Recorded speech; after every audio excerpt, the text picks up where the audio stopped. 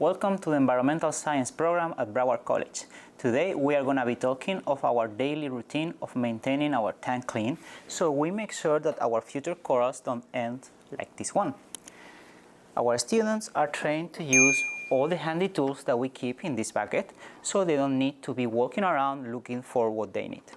First, to clean the inside of the tank, to clean the rocks and the glass, we use different type of brushes that have different hardness to help keep all the algae away from the rocks. We also use these two scrapers to maintain our sand clean. We use this one to stir the sand every single day, especially during the first months where we don't have many detritivores in the tank that keep the sand clean. We use this smaller scraper to maintain our walls free from algae. Then, to keep our glass clean, we have two different sizes of magnets. We use the flipper magnets, the nano and the standard float from flipper to keep our walls clean from any type of algae. Finally, since we are talking of cleaning the wall, we also need to maintain the outside clean from any type of residue, fat and also salt creep. For that we use the magic combination of arrow water in this spray bottle and the squeegee. Finally, we dry the arrow water using just paper towels and we polish with soft cloth. Also in our bucket you can see that we have other tools, like for example these long tongues that we use to take anything that is inside of the tank without the necessity of putting our full arm underwater, and also to feed our anemones.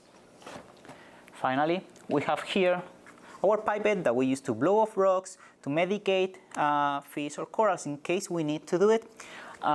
We have a color code. We have a blue one for feeding, the black one for medication.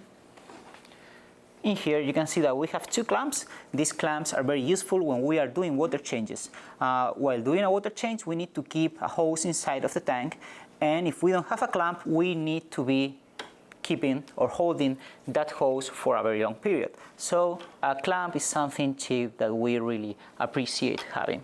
Finally, when we are done with our feeding routine, we like to reward our fishes, giving them some sea veggies from 2 little fishes that we will keep in place using 2 little fishes algae clip magnet.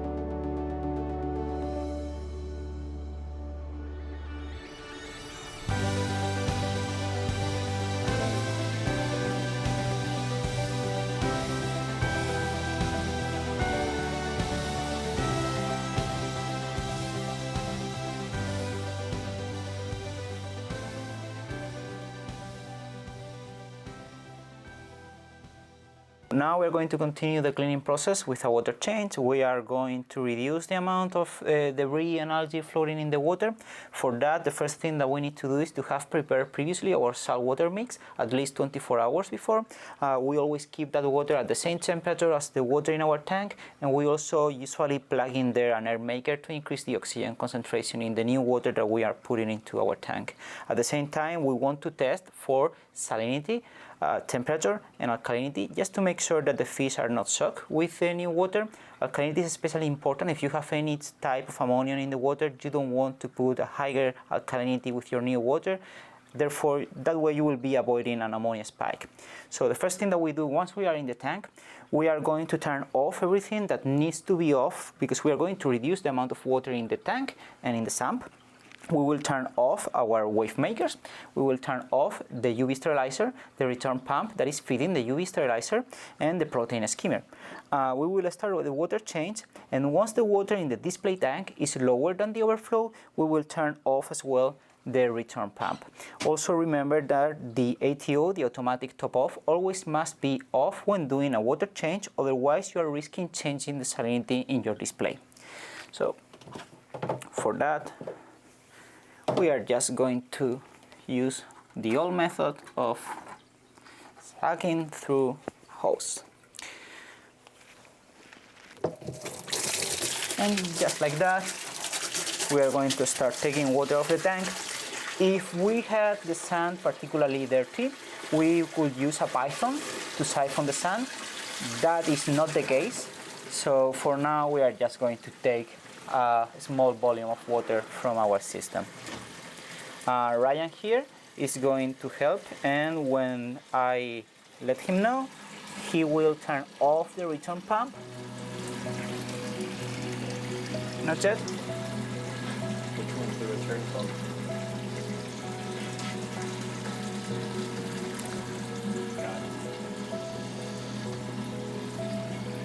Wait.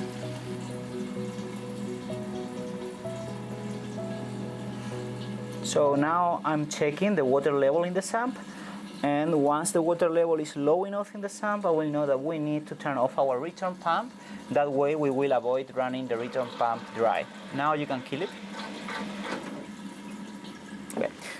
So those bubbles that you can see in there is basically air that the return pump was capturing, indicating that it was the perfect time to shut it off. Usually water changes are better done once you have cleaned the tank, because that way you are also reducing the amount of organic particles in your water, and your water change is double effective.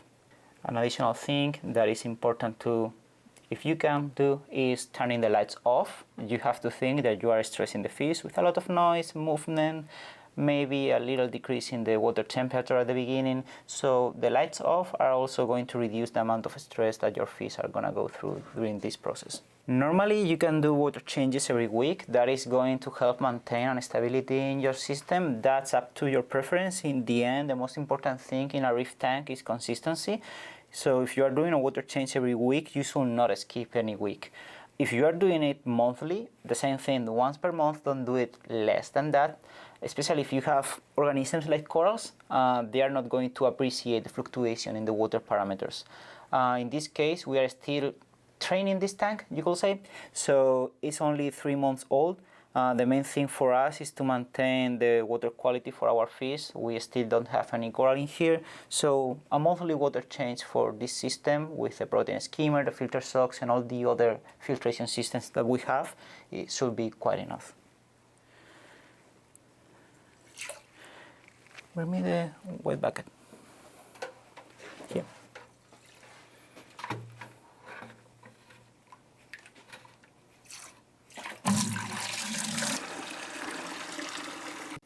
So now we're going to finish with the water change. I have here our fresh salt water. I'm going to pump it into the tank, activating the return pump that I have connected to the Trident, to the Neptune. And I'm going to keep an eye into the water level in the display tank until it reaches the overflow. When it reaches the overflow, the water is going to go down to the sump, and then I'm going to keep an eye on the sump. I want to make sure that the new water covers the return pump.